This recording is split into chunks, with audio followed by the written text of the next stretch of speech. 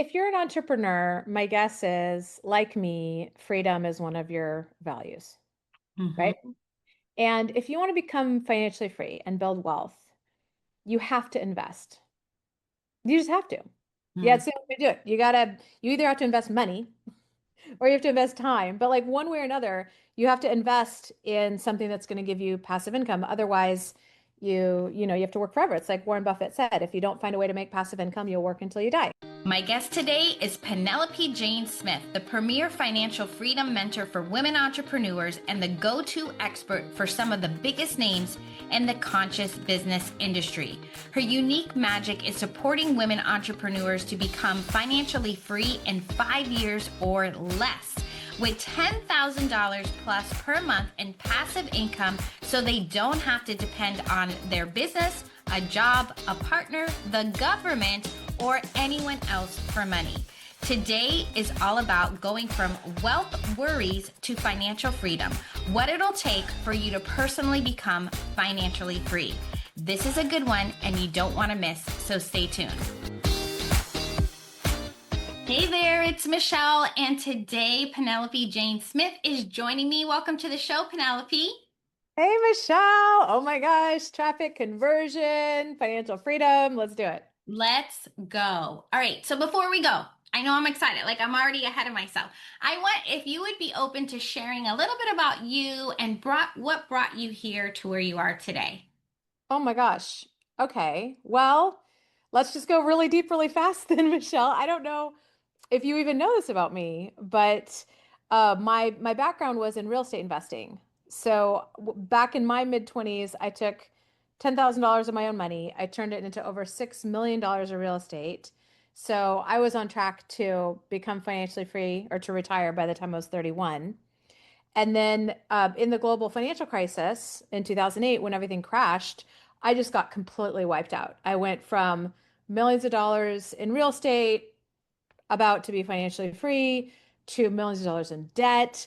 My property is getting foreclosed on, like struggling and struggling to make ends meet and find another place to live. And at the end of the day, I would not only was I forced to declare bankruptcy, but I was also scrambling to find a place to live and just going through every day in terror that I was going to come home and find the locks changed and my pets trapped inside. So just really trying to keep it all together. So that was an experience I would never wish on anybody. Oh my goodness. It was extremely stressful. Like I couldn't afford to keep the electricity on. Everything in the fridge went bad. And then right around that time, when I was in the middle of losing everything and struggling and on the brink of being homeless, I got invited to attend this high-level mastermind group on Richard Branson's private island in the Caribbean, Oh. Necker Island. Mm-hmm. And I didn't even have enough to pay my electricity, right? And it was a $50,000 mastermind for the 6 day event. There were no refunds and no payment plans. So hold And so, on. It was $50,000 for 6 days? yeah, Oh, okay. $50,000 for a 6 day mastermind. Mm-hmm. And I received the invitation. They didn't know I was going through all of this. Okay. They were just like, oh, you've attended our seminars in the past. You might like to do this thing. And my credit was trashed at that point. So it's not like I could put it on a credit card. Like I said, I didn't even have enough money to keep my electricity on. So I obviously couldn't just pay for it. I had already blown through all my investments and retirement accounts and savings, just trying to like keep everything afloat. But they announced the day that the event was going to start, and it started on my birthday. And I just like at that moment, I got this huge intuitive hit that I was supposed to be there. And I was like, what? What? Like how could that be possible? Like self, you must be insane. Like there's no way. There's no way. Like if there was ever a time for me to say I can't afford that, and everybody would have agreed with me. It would have been right then, Right. right? And I decided to, instead of ignoring the voice and cutting it off and just going back to my like complete depression and anxiety state, I thought, you know what? Let me just try something. And so I invited my inner critic to take a coffee break, and I said, okay, here's what we're gonna do. I'm gonna come up with at least 10 ideas that I could potentially make this happen. And no matter how crazy, just going to write it down. And I'm not going to get up until I've come up with at least 10 ways. And so I did that. And I started out just breaking down the math. Like, well, could I enroll a $50,000 client in the next 4 days and have them wire me the money? Like, what could I sell for $50,000, right? Or could I sell 5 things for $10,000 or 10 things for $5,000 or 50,000 things for a dollar? Like, I broke down the math that way. And you get this because, Yeah. you got the funnels. You're like, okay, how do we make this work? How can we work out the math? So I started that way. The program came with a few bonuses. I thought maybe I could sell the bonuses. I had a few little things that hadn't been taken in the bankruptcy. I had an old car. I had a little bit of raw land that they didn't want. I thought, well, maybe I could sell, those things. So I came up with all these ideas. I thought maybe I couldn't borrow money from anyone because, like, who would lend me money, right? I couldn't pay my bills. But I thought maybe somebody would sponsor me. Like, I couldn't commit to a loan or an interest rate. But if they believed in my future earning potential, maybe they would be willing to sponsor me for a percentage of revenue in my company. Mm-hmm. Who knows? Like, if they were willing to bet on me. So I came up with all these ideas. I ended up coming up with more than 10. And then I looked, okay, which one of these are the most likely to work or the least crazy, right? And so I went through, and a combination of four of them worked. Oh. I was able to, what did I do? I was able to sell one of the bonuses. I had a little credit with this mentor from another thing. I was able to apply money that I invested previously for one of the things that they were bonusing into this one. And then I did get a sponsor for the remainder who I agreed to give them 5% of my revenue until I had paid them back 150% of what they sponsored me for. And I floated that idea to a few different people, and it just happened to be one person that said, yeah, I'll do that. So, oh my God. And then there I was on Necker Island. And, um, I didn't know what was the next step in my life. I just like felt called to go there. And so there was this one night where I was sitting in the crow's nest at the top of the island where everyone else was downstairs in the main house doing this like casino night thing. And I just felt called to go up. And the facilitator of that group had announced publicly that he wanted to win a Nobel Prize for single-handedly turning the economy around. Mm. And I was like, wow. And it really shifted the whole conversation in my head. So there I was sitting at the top of this billionaire's private island with this question, like, what could I do to single-handedly turn the economy around? Hmm. And I got the download. Would you like to hear what I came up with? Yes, of course. Okay, so here's the download. And this really informed like everything in the next wave of my life and business was this realization was that everyone has their own personal economy, and that may or may not have anything to do with the economy at large. So my personal economy was tanking at that moment, but there were other people on Necker Island having their best year in business ever. I was like, Mm-hmm. what's the difference? So I had thought if I could support enough individual entrepreneurs to shift their own personal economy, then eventually we'd hit a tipping point and the economy of the group, the nation, the world, the universe would shift. And so I'm like, okay, there we go. So I decided to focus my energy on supporting other entrepreneurs with their money stuff because that's something I'm really good at, and to shift their own personal economy to one of abundance. And I also started making microloans to women entrepreneurs in Asia, South America, Africa, because I wanted to have a positive global impact right off the bat. And I'm Mm-hmm. still doing that to this day. Whenever somebody joins our mentorship program, we also do a microloan to somebody in one of those countries so that we change two family trees at the same time. And so Mm-hmm. as a byproduct, happy to say that my life now is pretty awesome. I work 25, 30 hours a week, making seven figures, doing what I love.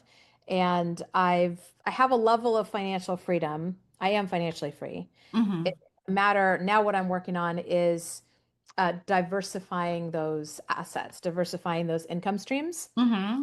more passive. Because the truth about passive income is that there's varying degrees, right? So like passive income from real estate isn't as passive as a savings account that just sits there. Right. That's what I'm working on now. But I've been able to take an extra long maternity leave with my first kid, take awesome vacations all over the world, cash flow my dream wedding, and buy my gorgeous new Barbie dream house where I'm zooming in from right now for this interview. It's orders of magnitude beyond the one that I lost. And so the reason I'm willing to go there, that's very painful memories. I couldn't share that for a long time without just bursting into tears. But I want, like, if you're listening to this, I want you to understand that I've lived through some people's worst nightmares financially. Mm-hmm. So I'm here to help you to avoid the painful and costly mistakes that I've made. And if you've faced financial challenges in your own life, I'm here to help you pick yourself up, brush yourself off, rise like a phoenix from the ashes, and reset Mm-hmm. right now. Yeah. Yeah. I love your story. Thank you for sharing that because that is inspirational because for like there's so many things. I'm like, "Oh my gosh, you are super resourceful." Right? Like a lot of people would just go under the covers and do. I was in a similar when you said the thing about the padlocks on the door, I was too in the mortgage side, so not in the real estate, but still same thing. During that crash and things were rough. They were rough. And I too was like, oh my gosh, every day coming home from picking the kids up from school, I was a little like, uh-oh, like what's going to happen when I get to the door? And that was my biggest fear for several months until things kind of turned around, or at least they got savvy into saying, okay, we know that these people are in this issue and let's like help them stay in their homes. So we got very lucky on that. So when you said that to me, that hit hard. Um, and then just the power of sitting in that room. So this goes to show you when you are in rooms like what you're describing and your program, it's like what opens up for you that maybe you hadn't even thought about, personal economy if you hadn't been sitting in there for someone like so bold and like with the vision like hey this is my goal. I want to change that. Most of us are in a smaller world only because we haven't been exposed to that yet. And I love that personal economy, which is what we're talking about today, right? About creating this financial freedom because as entrepreneurs, that's why we're all got into this business, right? Where we're not clocking in the 9 to 5. I love that you're working less than 40 hours a week, even less than 30 sometimes, which is amazing. So when you define financial freedom, like what are you saying like in a way that's really realistic for us, especially as women entrepreneurs, or I shouldn't even define this as women, like people who are taking care of families and doing all of that while we're kind of even as we're scaling up, there are those highs and lows. So our income is variable. So what is realistic for us? That is really powerful, Michelle, because financial freedom means different things to different people. Mm-hmm. Well, for some people, it's like making enough that they don't have to just rely on their spouse or, they're on their own and it's up to them to pay their bills. So being able to like make enough money to cover everything or make enough money to live the life that they want, they're like, that's freedom. For other people, it's having no debt or no debt except for a mortgage or owning your house. Like, and all of those things point to one milestone on what I call the path to prosperity that I talk about at my Financial Freedom 101 event. So there's like 8 milestones on this path, everywhere from being in financial crisis and getting to the point where you're now cash flow positive, you're able to pay your bills. There's some freedom there. When you can cash flow certain purchases, like trips and down payment on a house, stuff like that, there's freedom there. When you don't have any consumer debt that feels like a burden, there's freedom there. So each one of those are valid. Each one of those brings you more freedom. Yay. But when I talk about financial freedom, I'm talking about the eighth and final milestone on that journey where your money is working so hard for you that you don't have to work anymore for it if you don't want to or if you can't. Um, So your assets are generating enough passive income that you're in complete choice about what you do with your time. So you don't have to depend on your business, right. a spouse, or a job, or the government, or an adult child, or anyone else for money. So for me, that is true financial freedom. And right now, I lead this event called Financial Freedom 101 because that's part of me being the change I want to see in the world. I go and I do these keynotes and podcasts and masterminds, but like I don't have to do any of that. I could let my whole team go. I could not do events. I would be fine. And having that choice, that's what I want for everybody. Because I think a lot of us, we're very mission driven. It's not that we don't want to do our work. It's not that we don't want to do our business. It's just to not have that financial pressure of I have to do it, or what if this launch doesn't go well, or, stuff like that. Mm-hmm. Mm-hmm. How much is of that financial freedom is about mindset, behavior, psychology versus like the investment strategy? Well, I think it's always a blend, right? So I have this framework called the Wealth Accelerator System, which is how you speed your way up along that journey from being cash flow positive to no debt to investing in assets to ultimately financially free and building wealth and legacy and all of that. And so what's going to help you make that journey more quickly is this framework. It has four parts: mindset, education, systems, and strategy, or MES for short, since most of us are a hot mess when it comes to money. But in this case, your mess is it's your key to freedom. So you're not trying to not be a mess. You're not trying to be perfect. You're just trying to up level your mess so that as you do that, you have more and more ease, peace, and freedom around money. So the mindset part, that's the inner game of money. That's the psychological, spiritual side, emotional side. Even that's where regulating your nervous system comes into play. So it's all of that side, and you need it. And then the education part, that's the outer game of money. Learning how to make, save, manage, invest, and protect your money, like the how to, like you need that too. So I'm always looking to blend both of those. And then systems is specifically your money systems, which can be learning how to manage cash flow, your investment strategy, all of those money systems and rituals that turn your business from something that just generates revenue into something that creates wealth and long-term financial freedom. And Mm-hmm. then strategy, specifically, I'm talking about your investment strategy, which is a clear plan for how to protect and grow your money. Because Mm-hmm. most people don't have that. So investing just feels like gambling. They're Yeah. like, I don't know, stock market, like throw a dart at the board, like hope it goes up. But if it doesn't, I'm gonna like really hate not, a lot of people feel scared because they don't want to lose their hard-earned money, right? Mm-hmm. And because they just don't understand, or they go to a financial advisor and they think, oh, I'll just tell them I want something medium risk, or I want something green and socially responsible. And they think that's a strategy. And it's not. Like when you say investment strategy, most people don't even know what that means. Mm-hmm. When you say you want something green or socially responsible, that's part of your criteria. And Mm-hmm. that's fine. But it's not a strategy. And when they say they want something low risk or medium risk, what they mean is they don't want to see a lot of what's called price volatility. That's when the price bounces up and down because it scares them when the price goes down. Mm-hmm. What I want people to understand is that there's a difference between volatility and risk, like the price going up and down day to day versus the risk that you might actually lose money.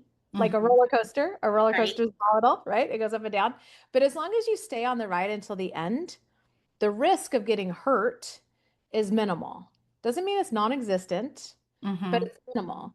And for example, like should we talk investment strategy? Do you want me to throw this out there or Well, is it? yeah, well, because I'm like, yes, yes, because as you're saying this, like, and I have, so I'm definitely signing up for your what we're going to talk about in a minute, right? Your event and then going in, because I think when you're talking about strategy, like I have never really been taught that. And so what happens is we listen to, oh, so and so, our brother-in-law or our friend at work or whatever is doing XYZ. I remember specifically when we were younger, like our kids were born, or maybe a year or so old, and my husband's a firefighter. So at the fire department, they just sit around all day and they talk, right? Or so one guy's like, "Oh, I'm doing this, this, and this." I'm like, "He's not married and he doesn't have kids. Like he's got all this extra money that you don't." So it's like, yes, what he did is doing great, but what is right for us, right? Yeah. So I think that's what happens a lot of times is like you hear this or you're on social or YouTube and you're hearing all this and you're like, "Oh my gosh, that sounds wonderful," but it's not the right strategy for you and what's going on in your life, your debt, your non-debt, whatever that looks like. So yes, fill us in on all the things. I'm not even going to ask, just tell me. Okay. Okay. So what I will say is we have a free download for you if you're listening in to this session. It's called the Financial Freedom Formula. It's my ebook. We're giving that to you for free. So click the link in the show notes. Yeah. It's a quick read, bite-sized but powerful. That's going to help you start to create your own personalized financial freedom plan. Because like you're saying, Michelle, like it's not one size fits all. Right. Everybody's on a different path. Everybody has different behavioral style. Everybody's starting from a different place. So check Mhm. that out because we'll talk about the two types of passive income, how to get more of each, big misunderstandings about investing that leave you with big money leaks in your portfolio, and simple steps that you can take now that your future self will thank you for. So check that out. In the meantime, investment strategy. All that means is a clear plan based on real data for protecting and growing your money. So, for example, here's a really easy 100% passive, so you can just focus on the parts of your business and life that you love. Super easy strategy. I'm not saying this isn't a recommendation, it's not a stock pick, but it's an example. Okay. And it's just a very, very, very easy place to start. So, one investment strategy is to just like buy and hold the entire stock market. Buy and hold the entire stock market. Are there things that I think could be better than that? Sure, but they might require a little bit more financial education or might not be like as passive as that. So, what do I mean by buy and hold the whole market? There are different funds that will track segments of the market. So, for example, there's an index. A stock market index is basically like a list of stocks, right? So one index is the S&P 500. Have you heard of that? Yes. Okay. So the S&P 500, it's a list of the top 500-ish companies in the United States specifically, but wherever you live in the world, this applies to you. Okay? And you can invest in a fund like this. So this list says, okay, here's the top 500-ish companies. Within that list, some of them are like huge, multi-billions of dollars, and some of them are smaller. So you get quite a bit of diversification in terms of size. Hmm. 25% of the revenue comes from other countries. So you get good diversification with like US and other countries. It's the most liquid index on the planet. It's the most followed index on the planet. It's very easy to like buy and sell a fund like that just online in your investment account in seconds. So that would be one way. It's not the only way, but that's one example, one concrete example of way you could just kind of like buy and hold the whole market. Now, it's not really the whole market, it's the top 500 companies, but that gives you a nice measure, like I said, of like smaller, larger, international. So you can't buy a stock market index, it's just a list, right? But there are funds that'll go and buy all those stocks on the list and they'll pool investors' money together. So you can say, oh, I want to buy, I want to put $1,000 or $10,000 or whatever into this fund. They'll pool all the investors' money together and then they'll go buy those stocks. So that Mm. what your money does is what that list does. Right. So you look at a chart of it. So this is the data that I'm giving you about like why the S&P 500 and what it is. That's part of the data that you're referring to when you're deciding if you want to do this strategy. Hmm. And if you look at the what's called the rolling averages of the S&P 500, meaning like on average, in any one year, it goes up like most of the time, like more than 73% of the time. So most of the time, it's going up. Any 5-year period, it's over 80% of the time. By the time you get to any 20-year rolling period, it's up 100% of the time. Hmm. 100% of the time. Now, could that change? Yeah, I don't know, Right. crystal ball. I'm not going to say like you could, but what that says is even though it's volatile, even though it's going up and down, as long as you stay on to the end of the ride, your risk of losing money is statistically zero so far. And Hmm. future returns, you can't base that on past performance, but like that historical data is all we have to go off of. So that's some of that data that you might be making that decision on. So you're like, okay, based on the fact that, yeah, it could change, but every 20-year rolling period in history, it's been up 100% of the time. Let me just buy a fund like that, set it and forget it, leave it. You can set up an auto transfer into your investment account. You can have it automatically invested in a fund like that. Now you're on prosperity cruise control, baby. Your money is going and working hard for you with like zero effort or time from you. Okay, so that's a really easy benchmark. And then if you're looking at other investment strategies or looking at, working with a financial advisor, or do you want to sell covered calls, or do you want to do real estate, or do you want to do any of those others? You have like a basis of comparison. You're like, well, this is 100% passive. Hmm. Turn is about this. Hmm. I'm going to do something different. How does that compare? And so now it gives you that really helpful benchmark to know how you're doing and if there's any other strategies that you might like better or you might want to fold in. I know that this is getting like this might be getting more techy than you Yeah, wanted to. well, it's good. It's good to hear for me to hear the big picture because you mentioned passive a couple of times. So Mm. can you clarify? Because like I think that in the online world, we hear passive income as, you know, Your home like study course, I'm sorry. your home study course. Exactly. Or like MLMs or something like that where it's passive income, but I don't think you're talking about the same thing. Or Well, maybe you passive are. income, yeah, the American Internal Revenue Service defines it as income from trade or business activities in which you do not materially participate.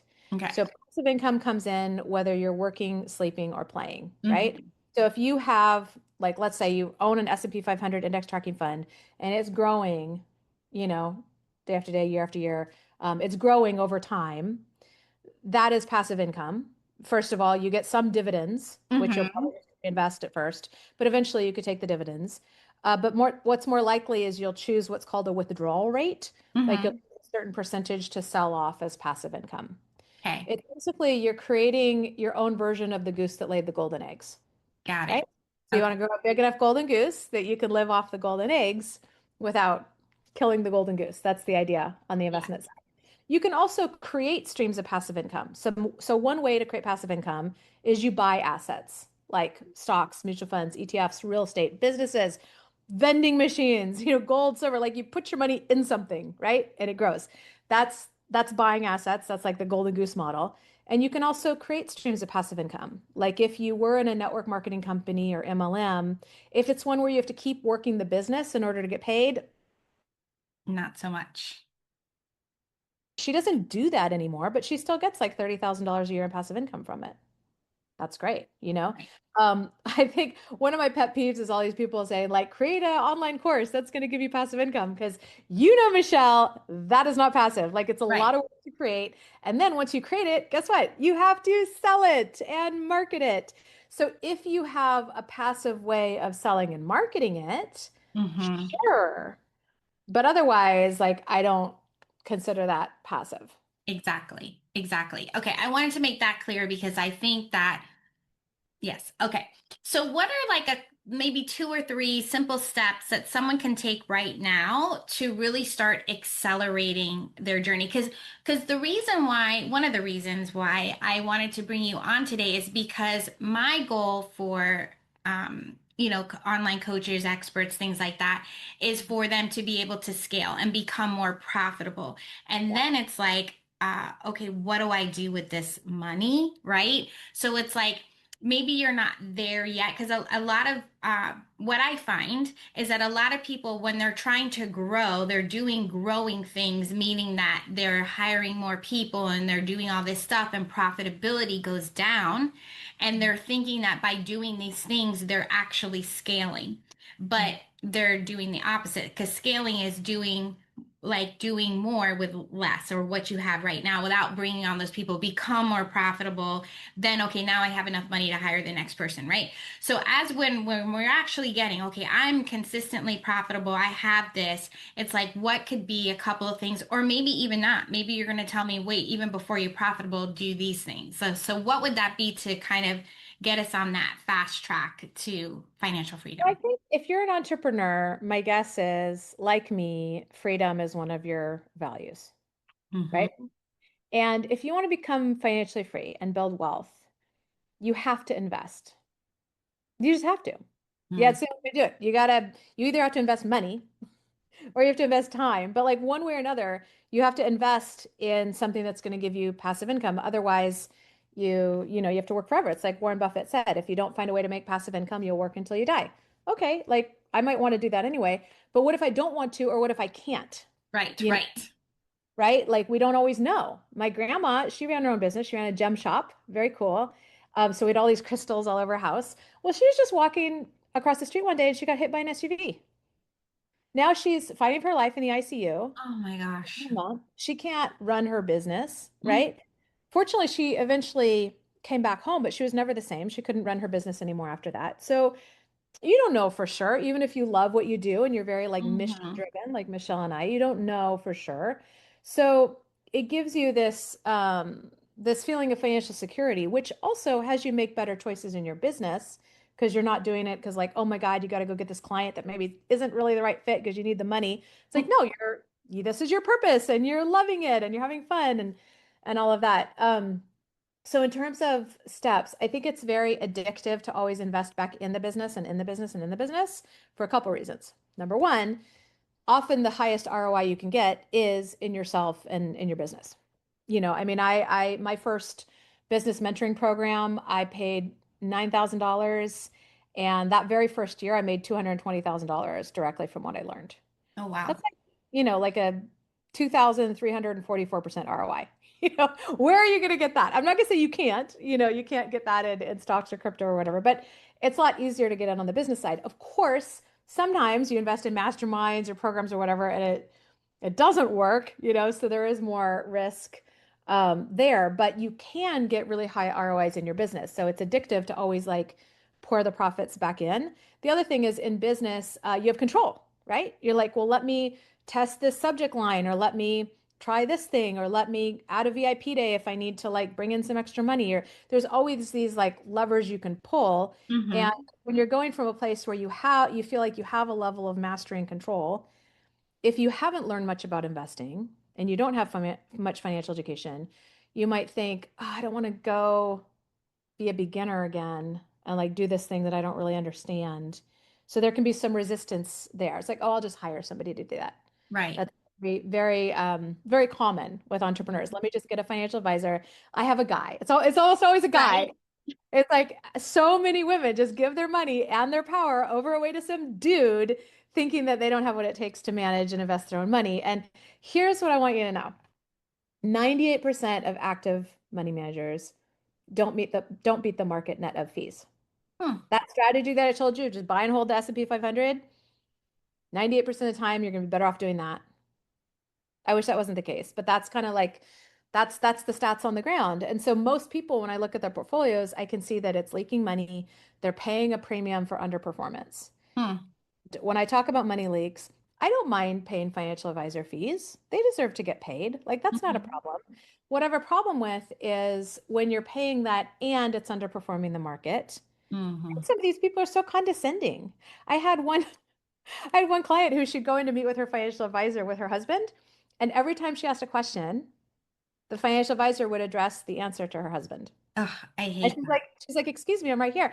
It's 86% of financial advisors are men. that. Most Mm-hmm. of them are white and over 50.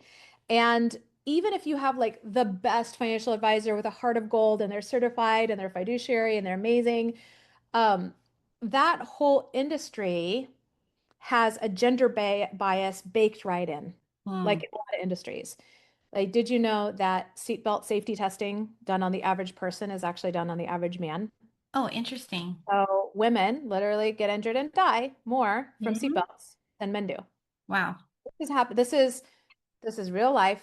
This is life and death. This is happening everywhere, and it's happening in finance. And so those models weren't built for women's longer lifespans, differences in our career paths, our financial goals, the fact that we still do so much of the unpaid labor, right? And so what ends up happening is that statistically, women end up with less money at retirement, but it has to last us longer.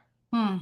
And so if you're listening to this, especially if you're a woman, I just want to let you know, like, it doesn't have to be that complicated. You can literally do what we just talked about, which is buy and hold the market thing. Totally passive. You're gonna blow away what most financial advisors will have you doing. Mm-hmm. So that like a little bit of financial education goes a long way here. Yeah. Yeah. And Yeah. I love that your ebook is going to kick this off. So I have a couple other just quick questions. So you mentioned like you need to invest. So a lot of advice that I hear is okay, you have to pay off all your debt except for your mortgage before you invest. Do you agree with that? That is really, yeah, I hear that a lot. And I don't agree. Here's why. Here's why. Um, Investing, like becoming an investor and nurturing what I call your investor identity, has a lot of benefits that outweigh maybe paying a little extra interest on debt in the short term. So if you're listening to Michelle and I right now, I invite you to right now think of yourself as an investor. Say, I am an investor and see how that feels. I am an investor. Yeah, how does that feel to you? Does it feel like, yeah, of course? Or does it feel like, I haven't really thought of myself that way? Well, I haven't, but now I'm like, now I feel a little bit more savvy. I'm not like a super know-it-all. However, I feel more empowered listening Yeah. to what you're saying. Right. So if you don't already think of yourself as an investor, I invite you to take that identity on. And it might feel a little weird at first. Like I've been an entrepreneur for over 20 years. So I have like, I'm an entrepreneur. There's no resistance there. I've been a mom for 8 years and it is still like, I'm a mom? What? Like it still kind of blows my mind. So it might feel a little weird at first, but the moment you put, a dollar or a euro or yen or whatever into an investment account, you are an investor. You invested. Investors invest. You just did that. You're an investor. Woo! Right? Mm-hmm. And every little bit that you put in there nurtures that investor identity. James Clear in his book Atomic Habits say like the most powerful habits come from a place of identity. So Mm-hmm. identify as an investor. So you asked what are easy steps you can take. If you don't already have an investment account, open one. And it can start with just a savings account. In fact, even if you have some kind of like tax deferred retirement account, I would still encourage you to open a separate savings account just for investing. Mm-hmm. And ideally a high yield savings account. You can Google like best high yield savings account, your country to find the best ones. And then just make sure if you're in the US that it's FDIC insured, if you're in Canada, it's CDIC insured, like whatever your country's version of like insuring the bank deposits, make sure they have that because those banks will give you much, much higher interest on your money than like a typical traditional brick and mortar bank. Like at this moment that we're recording, I think traditional banks give you like 0.1% or 0.01%. It's like almost nothing.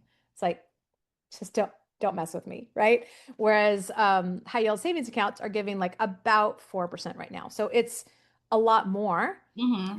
Your money is making a little bit, but like 4% with no price volatility, like that's a nice little start. But Mm-hmm. having that savings account that gives you a place to park money as it's on its way to being invested somewhere else. So you also do want to have some kind of brokerage account. If you don't know what that is, it's just a type of account. So like a checking account is a type of account that lets you write checks. A savings account is a type of account that gives you a little bit of interest on your money. A brokerage account is a type of account. It's not an investment in and of itself. It's a type of account that lets you buy investments like an S&P 500 index tracking fund, for example. You can buy that. You don't go to the grocery store and say, I would like an S&P index. You don't say that at the grocery store. You don't say that at the bank. You say that, well, maybe the bank has a brokerage account, but you need a brokerage account to buy Right. those things. And then once you have that account, you can buy stuff like that in that account. So you do want one of those two, but just open those accounts because now you have a place for the investments to go. And Michelle, have you ever had this experience where you go to a grocery store and it's Oh, you pause for a second. sorry, you just froze on my end. Have you ever Yeah. gone to the grocery store and gotten like a you saved? Yes, Okay. So here's my question for you. Where is that money now? exactly. It didn't really get saved, right? No, It just got spent on something else. exactly. And so here's the secret. When you have that separate little account set up, the key to actually saving money instead of spending it on something else is to transfer it into your investment account. Mhm. So it makes it very easy to actually save money instead of spending it on something else. And then you can go ahead and put it into your brokerage account or a real estate deal or crypto or whatever you want. But it now you can start increasing how much money you're transferring into your golden goose because you want to strike a balance between investing in your business and investing outside your business because we know we get a great ROI in our business, but Yeah. then it's outside your business that's ultimately going to create that long-term generational wealth. Not just for investing. That's your mission, should you choose to accept it. And then extra credit, I would set up an auto transfer into that account. So an auto transfer from your regular checking into your investment account, whatever amount you can, even if you're not cash flow positive yet, even if you have debt, like get yourself into that prosperity cycle of building your golden goose where you're buying assets that are giving you income that you can reinvest in more assets, like build that investing muscle, build that investor identity, even Mm-hmm. if it's just with a small amount, because that incremental growth is going to pay big dividends over time, Yeah. right? And so getting that going, there's a study that showed when you do an auto transfer like that, you increase your savings rate 81%. Oh, wow. That's 81% more wealth, 81% more freedom, 81% more passive income. There's no reason not to do that. Like take the pressure off your willpower and Mm-hmm. set up an auto transfer. And now Mm-hmm. you're on prosperity cruise control. Exactly. Right? Exactly. I It's like so that because I was just going to say it's all about how committed are you to your financial freedom. Because when you said, well, when it says you save, like I love that when they circle it and everything on the receipt at the grocery store. But then it's like, okay, great, I saved it. And like I don't really do anything. And you're right. It's like, how committed are you? Are you taking that? Can you have one less Starbucks this week? Or, just like those little habits and coming into the identity of, oh, yes, I am an investor. Where can I now find places where I can find money that you didn't think you had and make that decision? I love that. That is yeah. so good. I want to circle back to something you said, which was that like as an entrepreneur, your income's changing all the time, right? You've got like Yes, the yes. so how do you invest consistently? How do you like create that feeling of financial stability? So it's Mm-hmm. like this is a little bit beyond our talk here, but one way to give your money a job and get it working harder for you is to invest. Like we've talked quite a lot about that. But there's also something called cash flow planning, which is basically where you're projecting out your cash flow, the money that's coming out, the money that's coming in, and you're telling your money where to go. You're giving it a job. And the reason I mention this is because I did not realize when I was losing my real estate empire, I didn't realize that cash flow planning was a thing. Mm-hmm. I just I didn't know it was a skill that I didn't have. I didn't know it existed. And if I had known this when I was losing my house, um, I might have been able to keep my house if I knew how to do cash flow planning back then. I definitely would have been able to keep the electricity on. Mm-hmm. As an entrepreneur whose income changes constantly, learning how to manage cash flow is really important. And when you learn how to manage it, you can create a system where even if the income in your business goes up and down, you can have it feel very stable for yourself. Like you can give yourself a steady paycheck, you can commit to a certain level of overhead without worrying about it. So that's cash flow management. And we go deep into that at my Financial Freedom 101 event. So if that's something where you really want to learn how to rock it and you're not already mastering cash flow planning and investing, you might consider that as continuing education from this. Yes. Love it. Yes, yes. Oh my gosh, this was so good. Thank you for sharing your brilliance with us because I think that and we didn't even get into this and maybe we could talk. I know we've been talking for a long time. Because I know like even when you become of a certain age, okay, and like in my opinion for everything, it's never too late to start, Yeah. right? Or that like there's no time as good as right now or whatever that statement is. Because a lot of times you talk and you hear like, oh, well, you let it sit for 20 years. Well, if you are in your 50s, 20 years, you're like, oh my gosh, 20 years. And you gave me some hope the other day when we spoke. So if you want to lean on that, that there is hope. It's not too late. You can do things so you can achieve this sooner. Well, that's why we created the system that we teach at Financial Freedom 101, which is how to become financially free in 5 years or less. Because sure, if you just happen to start in your 20s and dollar cost average for 40 years, yay you, right? But like what if you got taken out like I did through a medical issue, a divorce, an illness, real estate crash? Like what if for one reason or another you are starting later in life. Like a lot of my clients are, 50 and up, some in their 70s and 80s. And so what do you do if somebody says, oh, well, just, make $300,000 in your 20s, save half your income? I'm like, that's not helpful, right? That is not helpful advice. So, Right. real, like high level overview, our three-step signature approach for this is step one, clarify your financial freedom vision. Like, what is that lifestyle you want to lead, and how much income do you need for that? Now you know how much passive income you need because when you have enough passive income to cover all your expenses, you're financially free, right? So, like, okay, now I have my passive income goal. Step two is then to buy assets, like we're talking about Mm-hmm. you there in 5 years or less. Then step three is to create assets, to create new streams of passive income, which you can do with little or no money, like MLM, like ongoing membership programs, like fulfillment by Amazon or drop shipping or a home study course, if you have a way of marketing and selling it. There's a lot of ways to create passive and semi-passive income streams as well. And so when you combine those things, you can really compress the timeline and you could get there within 5 years, wherever you're starting from right now. So if you'd like to go deeper with that and get our support for Financial Freedom 101 for $14.97 for you and a partner.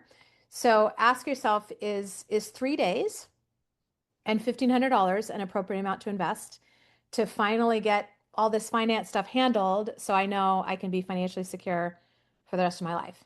And I would say yes. Yeah, totally. Now, since you are here listening to this podcast with Michelle and I, and you made it all the way to the end, I'm going to give you the secret hack. So here it is. If you want to go buy a ticket, great. But that link that we gave you to get the Financial Freedom Formula ebook, the secret hack is when you request that ebook for free, you will then have an opportunity to attend Financial Freedom 101 with just a $97 seat deposit, which you get back after the event. So that means we're giving you a full scholarship.